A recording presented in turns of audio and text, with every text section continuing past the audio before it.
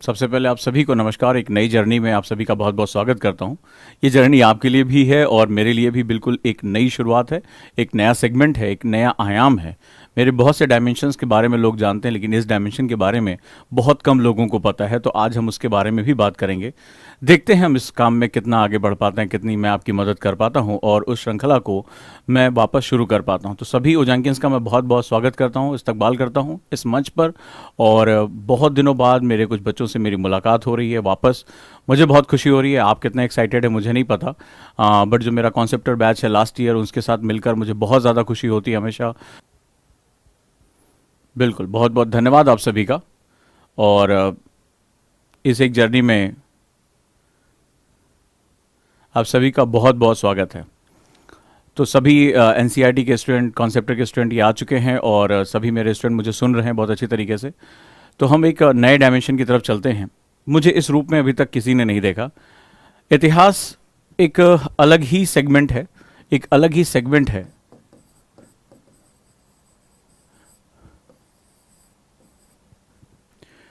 Actually बहुत कम लोग ये जानते हैं, बहुत कम लोग। मुझे करंट अफेयर्स पढ़ाते हुए देखा, सोशल इश्यूज पढ़ाते हुए देखा, ज्योग्राफी, इकोनॉमी पे तो कमांड बहुत ज़बरदस्त रही, लेकिन बहुत कम लोग ये जानते हैं कि मैंने जो बुक लिखी है वो हिस्ट्री में लिखी है। जी हाँ, मेरी जो किताब आती है वो हिस्ट्री की किताब है, भारतीय इतिहास की। और इस किताब को जब मैंने लिखा तो उसी साल जो है वो बीपीएससी का पेपर हुआ था। उसमें से 13 में से 11 क्वेश्चन इस बुक से, उजांग आईएएस एकेडमी की ये बुक जो है वो उससे आए। मैंने इस पर अपना नाम हटा दिया क्योंकि मेरे यहाँ बहुत से टीचर्स जो हैं वो हिस्ट्री पढ़ाते हैं, तो मुझे लगा लोग क्वेश्चन करेंगे आप पढ़ाते नहीं हैं लेकिन आप बुक लिख रहे हैं। तो इसीलिए मैंने इस पर अपना नाम हटा दिया, एकेडमी का नाम डाला कि बहुत से लोग इसके साथ जो है वो जुड़ जाएं और किसी को भी क्लास में भी टीचर को यूज़ करने में जो है आसानी रहे। कहीं ऐसा ना हो कि कोई क्वेश्चन पूछे कि यार उजांग सर की बुक है आप क्यों दे रहे हैं। लेकिन खैर, ये लॉकडाउन से पहले ये बुक आई, आने के बाद ये बहुत तेज़ी से पॉपुलर हुई, लेकिन उसके बाद लॉकडाउन के बाद चूँकि सब कुछ ये सब खत्म हो गया और काफ़ी कुछ बैठ गए सिस्टम, तो किताबें उताबें बिकनी बंद हो गई, तो हमने भी इसको रख दिया। हमने कहा फिर जब स्थितियाँ नॉर्मल होंगी तो फिर देखा जाएगा। तो बहुत कम लोगों को ये पता है कि भारतीय इतिहास की किताब का लेखक मैं हूँ। और हिस्ट्री एक्चुअली में मेरा जो एक डोमेन है, मैं हमेशा से, अगर आप मेरे को कभी भी सोशल इश्यूज़ में या मुझे जब बात करते हुए देखते होंगे, तो मैं भारतीय संस्कृति और भारतीय समाज, ये दोनों जो इंडियन कल्चर है, इंडियन सोसाइटी है, इस पर मेरा शोध, मेरी जो खोज है वो बहुत ज़्यादा, मैं इसको खोज कहूँगा, शोध कहूँगा। मैं इसमें अध्ययन नहीं कहता क्योंकि मैं इसमें कुछ खोज रहा हूँ। और लगातार जो इस क्षेत्र के जाने माने लोग हैं, चाहे वो वैदिक साहित्य का अध्ययन करने वाले लोग हों, चाहे वो नाथपंथी हों, वैष्णव हो, शैव हों, इन सभी लोगों के साथ मेरा उठना बैठना, वाद विवाद, ये सब लगातार चलता रहा है। चाहे वो वेस्टर्न हिस्ट्री का अध्ययन करना हो, चाहे वो इंडियन हिस्ट्री का अध्ययन करना हो, चाहे वो प्रोफेसर राधाकृष्णन के बारे में पढ़ना हो, जिसमें उन्होंने भारतीय संस्कृति और धर्म के ऊपर, भारतीय दर्शन के ऊपर बहुत ही विशद उन्होंने लेक्चर दिए थे ऑक्सफोर्ड में। तो ये सारी चीज़ों का मेरा अध्ययन करने का जो रहा है हमेशा बहुत ज़्यादा रहा है।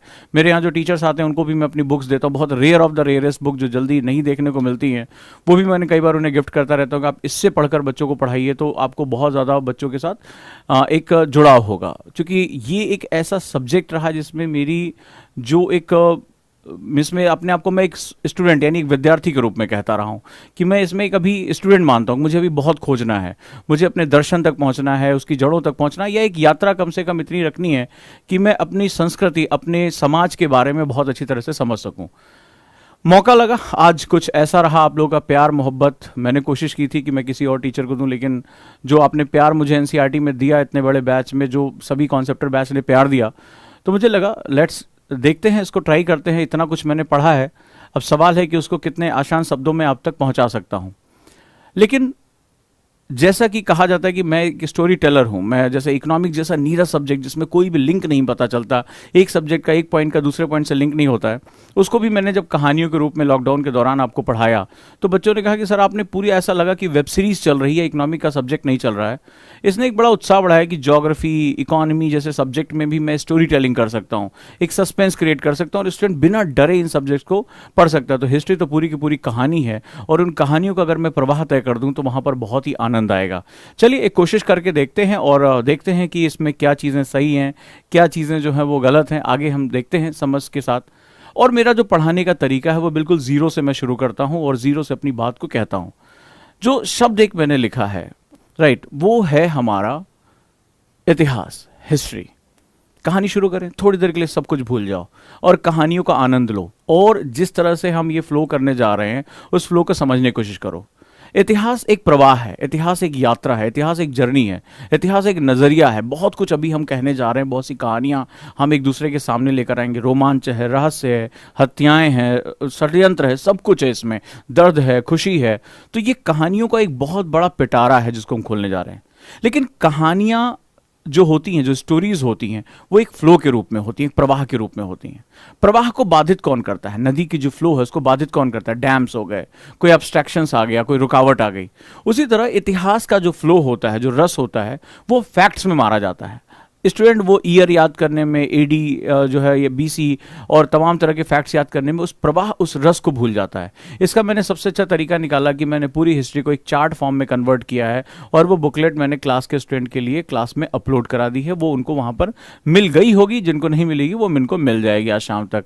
वो कोई बहुत परेशानी वाली बात नहीं। वो इसलिए है कि सारी हिस्ट्री को मैंने प्राचीन से लेकर और मॉडर्न तक मैंने उसको जो है वो, जैसे मैं ज्योग्राफी में चार्ट्स दिए हैं उसी तरह मैंने हिस्ट्री में चार्ट्स दे दिए हैं कि आप फैक्ट के साथ मत उलझिए। और वो आपके पीसीएस के लिए बहुत इंपॉर्टेंट किताब है, आप बहुत अच्छे तरीके से उसको पढ़ सकते हैं, कर सकते हैं। इससे मुझे सबसे बड़ा फायदा होगा कि जो मैं हिस्ट्री में कहानियां कहना चाहता हूं, जो मैं अपनी बात को लेकर आना चाहता हूं, हिस्ट्री बिना डर के, बिना फैक्ट के बोझ के तुम्हारे लिए एक समझ का आधार बनाना चाहता हूं, मुझे वो आसानी हो जाएगी कि मैं अपनी स्टोरी टेलिंग को बिना डाटा के जाल में फंसे मैं एक प्रवाह के साथ लेकर जा पाऊंगा। उम्मीद करूंगा कि हम लोग काफ़ी अच्छे तरीके से जो हिस्ट्री का मकसद है वो समझ सकेंगे। शुरुआत करते हैं, क्या रेडी हैं आप लोग?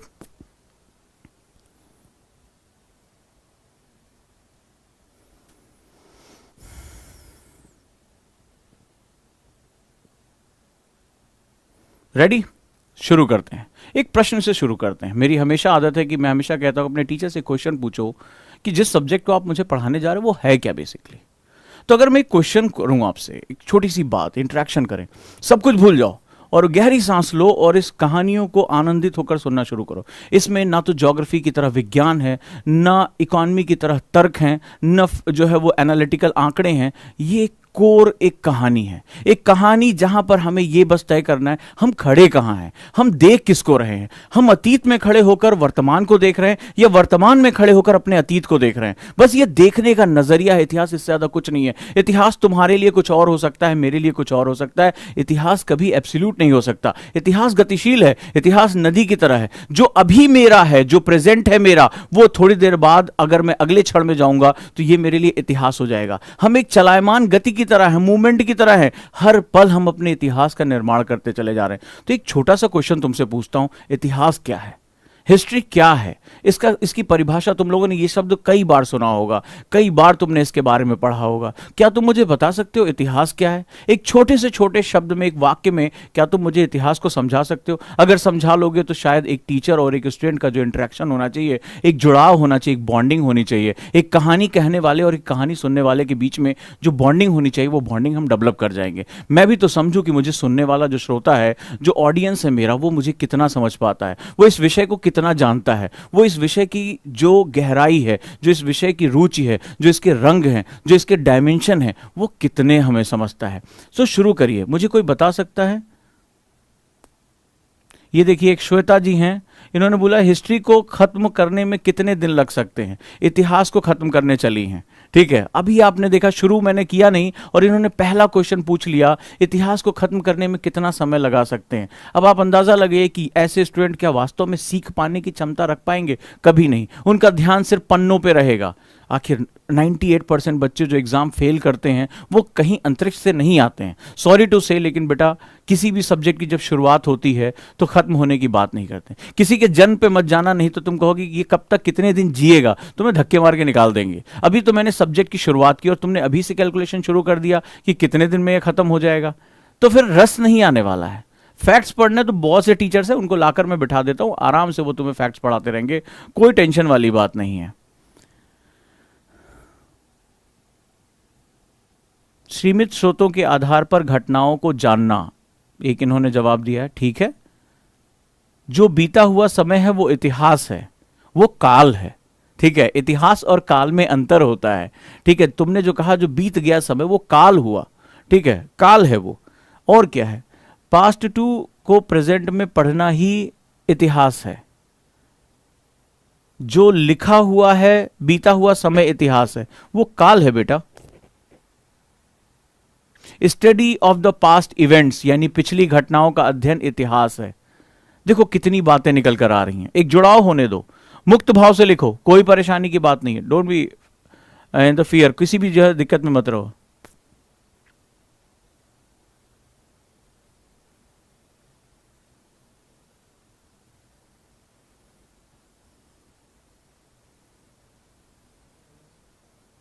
कई लोगों ने बहुत से अच्छे जवाब दिए, बड़े खूबसूरत जवाब दिए उन्होंने। जवाब किसी का गलत नहीं है, ठीक है, ये बहुत ही अलग सेगमेंट है। मैं ये क्वेश्चन पूछने के पीछे तुम्हारा ज्ञान चेक नहीं करना था, तुम्हारा नजरिया चेक करना था। तुमने अलग अलग, किसी ने कहा बीता हुआ समय, किसी ने लिखा बीता हुआ समय, किसी ने लिखा पास्ट इवेंट्स, राइट, किसी ने लिखा पास्ट इवेंट्स की घटनाओं, जो बीती गई घटनाएं हैं उसकी स्टडी हिस्ट्री है। किसी ने क्रॉनिकोलॉजिकल सीक्वेंस लिखा, किसी ने अपनी अपने तरीके से जो है वो बताया कि अपनी गलतियां ना दोहरा सकें, इसीलिए हम इतिहास का अध्ययन करते हैं। बहुत कुछ आपने लिखा, बहुत कुछ आपने बताया। आपने देखा कि किसी एक शब्द के लिए आपकी परिभाषाएं बदलती जा रही हैं, आपकी परिभाषाएं अलग हैं, आपकी डिफिनीशंस अलग हैं। इसका सीधा सा मतलब है इतिहास एक नजरिए से जुड़ी चीज है। यही मैं प्रूव करने जा रहा हूं, यही मैं आपको बताने जा रहा हूं। It's all about attitude, how you see the things. आप चीजों को कैसे देखते हैं, इतिहास इसी पर बहुत अधिक तय करता है। चलें यात्रा को शुरू करें और अपनी कहानियों का पिटारा खोलें। रेडी?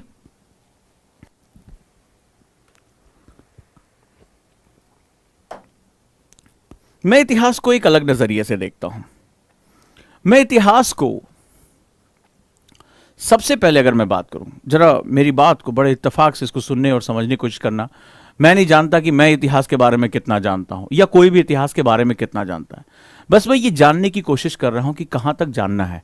लगातार इसी बारे में मेरी खोज चल रही है और मैं अपने आप को एक स्टूडेंट समझता हूं जो भारतीय संस्कृति, भारतीय इतिहास की जड़ों को खोजना चाहता, उसकी चाहत है और इसी चाहत में मैंने इसका अध्ययन किया। चलिए अगर मैं बात करूं व्हाट इज हिस्ट्री, सबसे पहले अगर मैं बात करूं इतिहास क्या है, लिखोगे? लिख लो और समझने की कोशिश करो। अगर मेरी बात से इत्तेफाक रखते होगे तो तुम्हें धीरे धीरे चीजें समझ में आनी शुरू हो जाएंगी कि इतिहास के साथ दिक्कतें क्या है। ये एक ऐसा सब्जेक्ट है जिसे कोई मूर्त रूप देना यानी टैंजिबल फॉर्म देना बड़ा ही मुश्किल काम होता है। और अगर मैं अभी आपको बताऊंगा तो आप इत्तेफाक रखिएगा। मैं उम्मीद करता हूं हर धर्म के लोग मुझे इस समय सुन रहे होंगे और मैं वहां पर इसी आधार पर अपनी बात को कहने का प्रयास करूंगा। अगर मैं बात करूं व्हाट इज हिस्ट्री, मेरे हिसाब से जो मैं हिस्ट्री को समझ पाया हूं वो इसी तरह है कि जब हम कोई यात्रा करते हैं तो रेत पर हमारे पैरों के निशान बनते जाते हैं। That means footprints of the journey, right. Footprint of the journey यानी कि इस यात्रा के पदचिन्ह है। क्या है ये? यात्रा के पदचिन्ह है इतिहास के रूप में। और हम यात्रा के पदचिन्हों को अगर देखते हैं तो उसमें दो शब्द हैं, one is footprint and second one is journey. दो वर्ड बड़े खूबसूरत हैं। अपनी धारणाओं को अगर आप किनारे रखें और थोड़ी देर इसको समझने की कोशिश करें कि केवल ये घटनाएं नहीं है। एनसीईआरटी अपने पहले ही 6th क्लास में आवर पास्ट के पहले ही पेज पे ये बात कहता है बड़े खूबसूरत तरीके से कि एक्चुअली में जो हमारी जर्नी है, हम ये समझते हैं कि आज हम कहां हैं, लेकिन हम यहां कैसे आए, हम कौन थे। क्या शुरुआती दौर में हम इसी तरह के कपड़े पहनते थे, या हमारे कपड़े, हमारे खान पान, हमारा पहनावा, क्या हमारे पूर्वज बर्गर खाया करते थे, या हम किस रूप में थे। अगर हम आज यहां पहुंचे हैं तो किन पड़ावों से होकर गुजरे हैं, किन चीजों से हम होकर निकले हैं, हमारी जर्नी क्या थी, हम समाज में कैसे बने, हमारा समाज कैसे बना, हमारे समाज के नियम कैसे बने, हमारी समाज की संस्थाएं कैसे बनी, हमारे इंस्टीट्यूशंस कैसे डेवलप हुए। इन सभी चीजों को जब हम पढ़ते हैं तो हम उसको इतिहास की यात्रा के रूप में पढ़ते हैं। इस यात्रा को हम इतिहास कहते हैं, इस यात्रा को हम हिस्ट्री कहते हैं। अगर मैं बात करूं तो फुटप्रिंट्स ऑफ जर्नी हमारी इस यात्रा के पदचिन्ह है। अब इन दोनों शब्दों को मैंने हाईलाइट किया, जरा समझने की कोशिश करना ये फुटप्रिंट क्या होता है। फुटप्रिंट का मतलब होता है जब आप पैरों के निशान बनाते चलते हैं। तो क्या सभी के पैरों के निशान? समय, अभी किसी ने कहा कि बीता हुआ समय इतिहास है। समय एक कालचक्र होता है और समय के पहिए में कई बार हमारे निशान मिट जाते हैं, जैसे लहरें आती हैं और इन फुटप्रिंट्स को मिटा देती हैं। तो क्या होता है कि यह कालक्रम कई बार टूट जाता है। हम एक्चुअली में इतिहास के एग्जैक्ट चीजों के बारे में नहीं जानते कि ये चीजें एग्जैक्टली कब हुई थी। हम उनके लिंक जोड़ते हैं। क्या आज तक हम भारतीय या विश्व का कोई कोई व्यक्ति सिंधु लिपि को पढ़ पाया, इंडस वैली की स्क्रिप्ट को पढ़ पाया? नहीं पढ़ पाया। हमें नहीं पता कि इससे पहले क्या था, इनके पास क्या नॉलेज थी, हम तक अभी तक पहुंची नहीं है।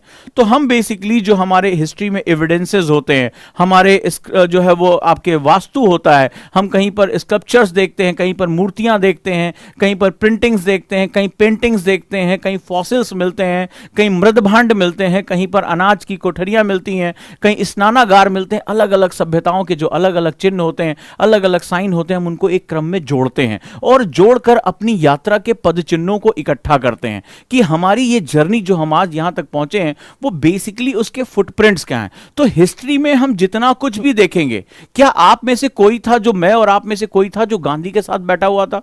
जब 1947 का विभाजन हुआ तो हम और आप में से कोई ऐसा व्यक्ति था जो वहां मौजूद था? क्या 1857 की क्रांति एक सैनिक क्रांति थी या भारत का पहला स्वतंत्रता संग्राम था? क्या मैं और आप में से कोई वहां पे बैठा हुआ था कि कौन क्या कर रहा था? कोई कहता था कि नहीं, ये जो है वो केवल सिपाही म्यूटिनी थी या केवल जो है वो एक मिलिट्री अलायंस था, और अदरवाइज दूसरे कहते हैं कि भारत का प्रथम स्वतंत्रता संग्राम था। लेकिन सवाल है कि एग्जैक्टली वहां कोई था? नहीं। हम सिर्फ उन डॉक्यूमेंट्स के, उन किताबों में वो जो यात्रा करने वाले यात्री हैं, उन मृदभांडों, उन हथियारों, उन चीजों के आधार पर, पुरानी डायरियों, दस्तावेजों, इन सबको इकट्ठा करते हैं और एक यात्रा, एक फुटप्रिंट बनाने की कोशिश करते हैं इस जर्नी की, जिस जर्नी को मानवता के इतिहास, मानव का विकास कहा जाता है, ह्यूमन का डेवलपमेंट कहा जाता है। पहली और बहुत महत्वपूर्ण बात। दूसरी सबसे बड़ी चीज है, मैंने इसका नाम रखा जर्नी। जर्नी का मतलब होता है कॉन्टिन्यूटी। आज जो वर्तमान है, आने वाली पीढ़ियां हमें एक अलग रूप में देखेंगी। हो सकता है कि ओजांग कुछ एजुकेशन में ऐसा कर जाए कि इस पूरे सेगमेंट में एक फुटप्रिंट क्रिएट हो जाए।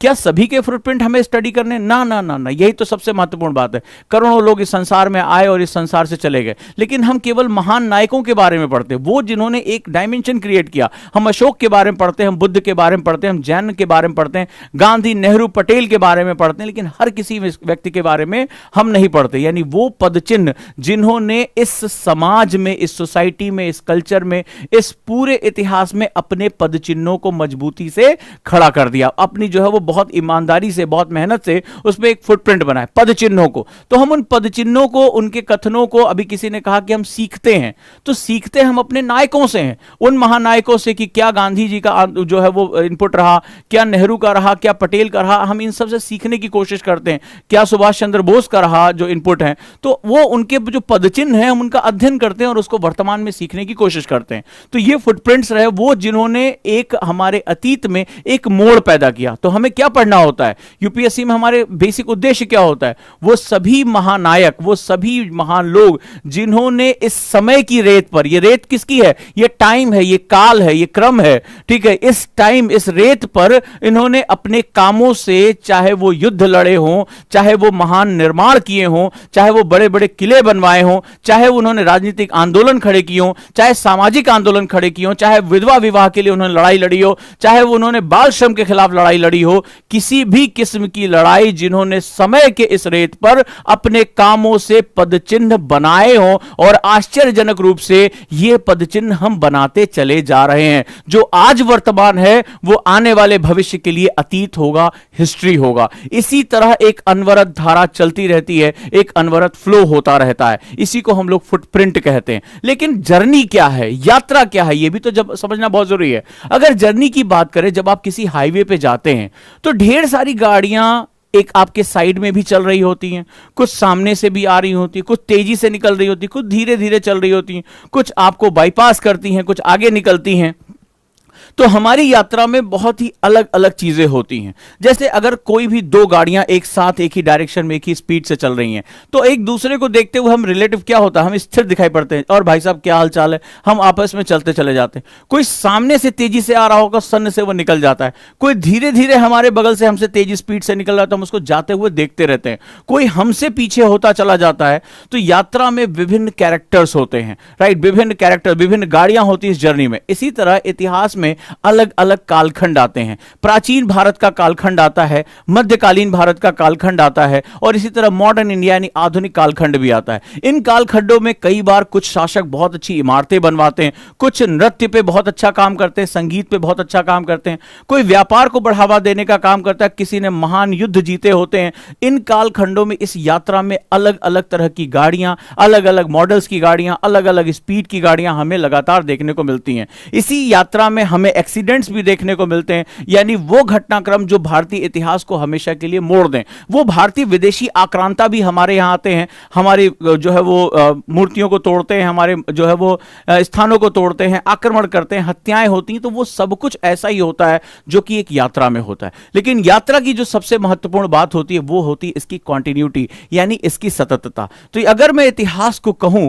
कि ये क्या है, तो फुटप्रिंट्स ऑफ जर्नी यानी इस पूरी यात्रा के पदचिन्ह हैं, इस पूरी यात्रा के सेगमेंट्स हैं जो लगातार हम और आप बनाते चले जा रहे हैं। आने वाले कुछ 500-600 सालों बाद हमें किसी और रूप में देखा जाएगा, जब ज्ञान, विज्ञान, समाज, राजनीति सब कुछ बदल चुका होगा, तो हमें किसी और रूप में देखा जाएगा। हम हर पल इतिहास का हिस्सा होते चले जा रहे हैं और इतिहास अपनी लहरों को वर्तमान के ऊपर डालता चला जा रहा है। क्लियर है दोस्तों? अब अगर मैं इतिहास की बात करूं तो इतिहास और क्या है? इतिहास एक नजरिया है, एटीट्यूड है, देखने का तरीका है, पर्सपेक्टिव है, how we see the things, हम चीजों को कैसे देखते हैं, यही इतिहास है, यही इसकी सबसे खास बात है। उदाहरण देता हूं तुम्हें। तुम कह सकते हो कि इतिहास में सर ये चीज सही है और ये चीज गलत है। मैं नहीं मानता इस बारे में। अगर थोड़ी देर बात करें, अगर आप किसी ऐसे व्यक्ति से बात करें जो मौलवी हैं या जो ऑर्थोडॉक्स मुस्लिम हैं, उनसे पूछिए कि भारत क्या है, हिंदुस्तान क्या है, तो वो कहेंगे गजवा हिंद, यानी कि जहां बाबर की शुरुआत होती है, बाबर से हिंदुस्तान का इतिहास है। ठीक है, बाबर जब आया तब वास्तव में हिंदुस्तान बना। अगर वहीं किसी संत महात्मा से बात करें तो कहेंगे ये सनातन है, ये अक्षुण है, ये धरती की शुरुआत से ही जो है यहां पर सनातन धर्म बना रहा। किसी सनातनी से बात करें, किसी ब्रिटिशर से बात करके देखें, किसी जो वेस्टर्न से बात करके देखें, तो वो कहता है कि इंडिया था कहां? ठीक है, कहां था ये तो ब्रिटिशर्स के आने के बाद, वेस्टर्न पावर्स के आने के बाद इंडिया बना। उससे पहले तो ये कबीलाई लोग थे। ठीक है, ये जो है वो घुमंतु लोग थे, इनकी कोई कल्चर नहीं था।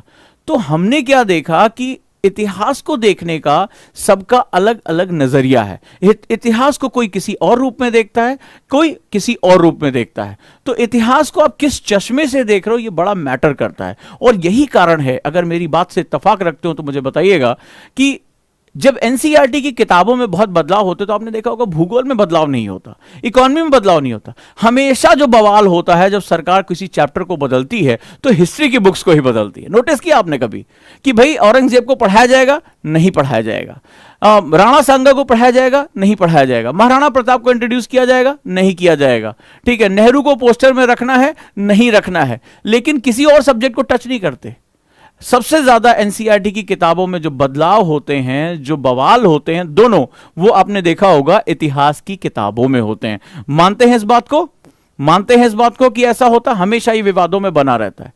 कारण है इस पूरी बात के पीछे, कभी आपने सोचा कि ज्योग्राफी में तो जो जहां था उसमें तो बदलाव नहीं कर सकती क्योंकि वो विज्ञान है। पृथ्वी को घूमने में तुम क्या बदलाव करोगे कि ये पार्टी बदल गई, दूसरी पार्टी आ गई, पृथ्वी को घूमना चेंज कर, बोले हमारा मन नहीं, हम इस तरह घुमाएंगे ना भैया, वो तो यूनिवर्सल लॉ है। इकोनॉमी के जो सिद्धांत है उसको आप नहीं बदल पा रहे हो।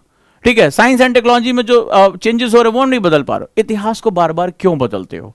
क्यों बार बार अपने हिसाब से इतिहास को रखने की कोशिश करते हो? आपने कभी सोचा वामपंथी इतिहास अलग होता है, सुमित सरकार अलग लिखते हैं। ठीक है, शेखर बंदोपाध्याय इतिहास को अलग थोड़े इस तरीके से प्रस्तुत करते हैं, मजूमदार चौधरी अलग तरीके से लिखते हैं, A L Basham the wonder that was India वो अलग तरीके से अपनी बात कहते हैं। वहीं जो क्या नाम है, रोमिला थापर इतिहास को अलग रूप में देखती हैं और इरफान हबीब अलग रूप में देखते हैं। तो इतिहास वास्तव में क्या है, हम इसको अलग अलग तरीके से देखते हैं। मैं ये बातें क्यों कर रहा हूं? क्योंकि इसमें जब नजरिया अलग हो जाता है तो पढ़ाने वाले का नजरिया और पढ़ने वाले का नजरिया दोनों में अंतर आने की संभावना रहती है। मैं जानता हूं कि जब मैं ज्योग्राफी के सिद्धांत पढ़ाऊंगा तो मैं जानता हूं कि वो एब्सोल्यूट है, उसमें मैं कुछ और आप कुछ नहीं कर सकते। जब इकोनॉमी के सिद्धांतों की बात करूं तो मोस्ट प्रैक्टिकल थॉट्स है, इसमें आप और मैं कुछ नहीं कर पाएंगे, ये वैश्विक नजरिए से बात है। लेकिन इतिहास एक ही देश, दो देश, दोनों देशों का और एक ही देश के नागरिकों का अलग अलग हो सकता है देखने का नजरिया। फॉर एग्जाम्पल, जैसे कल मैं कुछ पाकिस्तान के, मैं सोचा कि चलो देखें पाकिस्तानी भारत के बारे में क्या सोचते हैं। मैं कुछ ऐसे ही वीडियो देखने लगा, तो वो अपनी इतिहास की किताबों में पढ़ाते हैं कि हिंदुओं ने उन पर बहुत जुल्म किए, काफिरों ने बहुत जुल्म किए, सिखों ने बहुत जुल्म किया। सिख जो हिंदू और सिख बहुत पिछड़ी हुई जो है जातियां हैं, और लगातार वो जो है वो पीछे। यहां किसी धर्म से इसका मतलब नहीं है, मैं सिर्फ वही बता रहा हूं जो मैंने देखा, ठीक है। ये कोई सांप्रदायिक या कोई भी इस तरह की बात नहीं है, सिर्फ एक उदाहरण के लिए मैं पहले ही डिस्क्लेमर दे दे रहा हूं कि सिर्फ एग्जाम्पल के लिए कि वो कैसे अपनी बात को कहते हैं। और उन्होंने बताया कि बहुत ही कत्लो गारत की, बहुत ही हिंसक जातियां हैं ये सब। तो वो अपने इतिहास को अपने नजरिए से देख रहे हैं और हम अपने इतिहास को अपने नजरिए से देख रहे हैं। तो आखिर इसमें बवाल क्या है, इसमें समस्या क्या है? क्या इतिहास वास्तव में एब्सोल्यूट हो सकता है? क्योंकि अलग अलग नजरिए से हम क्यों देख रहे हैं। हम जानते हैं कि ज्योग्राफी का सिद्धांत है कि एयर को चलना है हाई प्रेशर से लो प्रेशर चलेगी।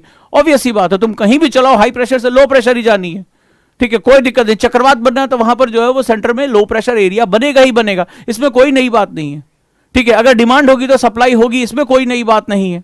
तो सवाल यह है कि इतिहास में यह नजरिया अलग अलग क्यों होता है? सोच रहे होगे, राइट? सोच रहे होगे इसको कि इतिहास में ये नजरिया अलग अलग क्यों होता है, ये एटीट्यूडनल चेंजेस क्यों होते हैं, हमारे पर्सपेक्टिव क्यों बदल जाते हैं।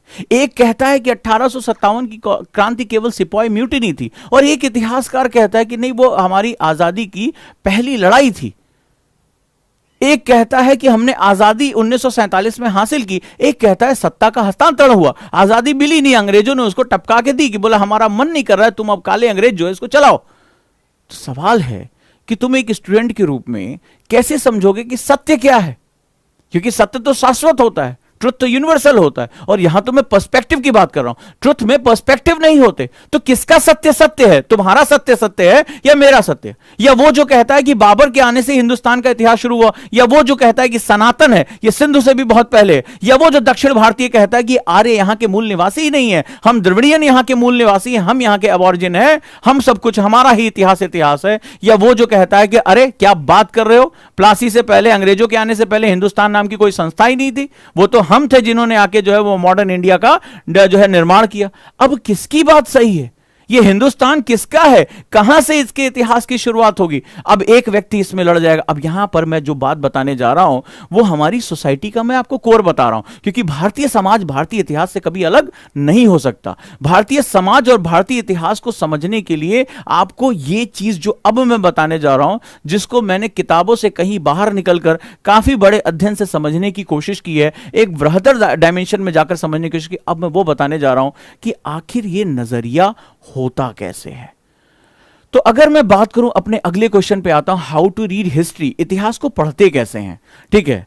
पूरी दुनिया में, खासतौर पर अगर भारत के बाजारों में जितनी भी किताबें हैं जिन्हें आप एकेडमिक्स बुक्स कह सकते हैं, चाहे वो इरफान ववी हो, रोमिला थापर हो, एएल बॉशम हो, या अगर ग्रोवर हो, झा श्री माली हो, किसी की बात मैं कर रहा हूं, अगर हाउ टू रीड हिस्ट्री, इतिहास को पढ़ते कैसे हैं, तो इतिहास को पढ़ने के दो तरीके हैं। बड़े ध्यान से समझना, ठीक है, बड़े ध्यान से इसको समझने की कोशिश करना। हम इतिहास को देखते कैसे हैं? अभी क्यों देखते हैं हम इस पर मैं बात करूंगा। हम इतिहास को देखते हैं, हाउ वी सी हिस्ट्री, हम इतिहास को किस चश्मे के साथ देख रहे हैं। जब ब्रिटिशर्स आए तो उन्होंने इतिहास को अलग तरीके से देखा, जो ब्रिटिशर्स की मान्यताओं वाले इंडियन हिस्टोरियन थे उन्होंने अलग तरीके से देखा, जो सनातन वैदिक लोगों को मानने वाले थे उन्होंने इतिहास को अलग नजरिए से देखा। हर किसी का अपना एक नजरिया अलग अलग था इतिहास को देखने का। तो उम्मीद करता हूं आज एनसीईआरटी को लेकर आपके दिमाग में जो बातें होंगी वो बहुत क्लियर हो चुकी हैं। Thank you.